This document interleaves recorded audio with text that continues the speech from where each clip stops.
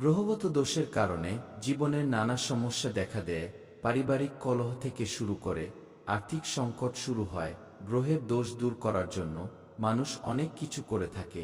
জ্যোতিষ শাস্ত্রে গ্রহের অশুভ প্রভাব দূর করার অনেক উপায় বর্ণনা করা হয়েছে, যার মধ্যে অন্যতম হল দামি রত্ন ধারণ করা। রত্ন ধারণ করলে গ্রহের অশুভ প্রভাব দূর হয়, কিন্তু কিছু রত্ন খুব দামি, তাই সবাই পড়তে পারে না।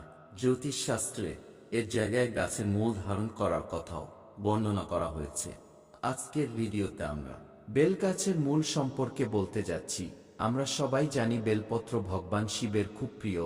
ভগবান শিবের পূজায় বেলপত্র অর্পণ করা অত্যন্ত শুভ বলে মনে করা হয়। কিন্তু আপনি হয়তো জানেন না, বেল গাছের মূল পরিধান করলে শুধু গ্রহের দোষ থেকে মুক্তি পাওয়া যায়, আর্থিক সংকট থেকেও মুক্তি পাওয়া যায় এবং আরও অনেক সমস্যা থেকে মুক্তি পাওয়া যাবে। চলুন জেনে নেওয়া যাক কেন বেল গাছে মূল পরা উচিত এবং কিভাবে বেল গাছের মূল পড়তে হবে। 1. যদি শাস্ত্র অনুসারে আপনার রাশিতে সূর্য দুর্বল হলে গোলাপি রঙের সুতো বেল গাছের মূল বেঁধে ধারণ করা শুভ বলে মনে করা হয়। এই মূল রবিবার সকালে পরিধান করা উচিত। আপনি একটি লাল কাপড়ে বেঁধে আপনার গলায় বা আপনার হাতে পড়তে পারেন। প্রথমে গরুর দুধ ও গঙ্গা জল দিয়ে বেল গাছের মূল শুদ্ধ করুন। এরপরে সূর্য দেবতার মন্ত্র ওম সূর্যায় নমঃ মন্ত্রটি জপ করুন এবং তারপর এটি পড়ুন। এই মূল সূর্য দেবতার আশীর্বাদ নিয়ে আসে এবং ঘরে সুখ, শান্তি ও সমৃদ্ধি আসে এবং সব ধরনের সমস্যা দূর হয়। 2. শনি দ্বারা বিপর্যস্ত বেশিরভাগ মানুষ দুঃখ, দুর্ভাগ্য, দুর্ঘটনা এবং ঘর সংসারের বিভিন্ন সমস্যার সম্মুখীন হন। অনেক জ্যোতিষীদের কাছে গেলেও সামান্যতম স্বস্তিও পান না।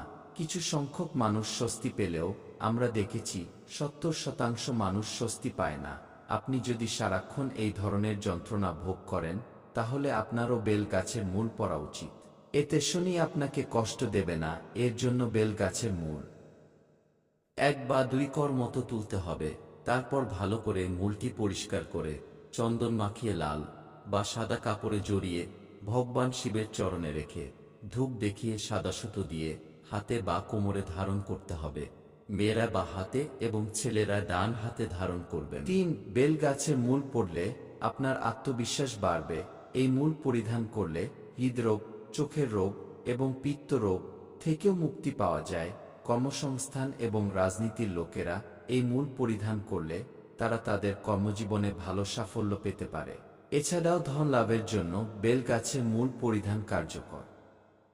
জ্যোতিষশাস্ত্র অনুসারে দেবী লক্ষ্মী বেল গাছের মূলে বাস করেন, তাই বেল গাছের মূল ধারণ করলে মা লক্ষ্মীর আশীর্বাদ পাওয়া যায়। বেল গাছের মূল পড়লে ব্যক্তির ঋণ থেকে মুক্তি পায় এবং সম্পদ ও সমৃদ্ধি অর্জন করে। তবে মনে রাখবেন, সোমবার চতুর্দশী, অষ্টমী চতুর্দশী এবং অমাবস্যা তিথিতে বেল গাছের মূল তোলা উচিত নয়।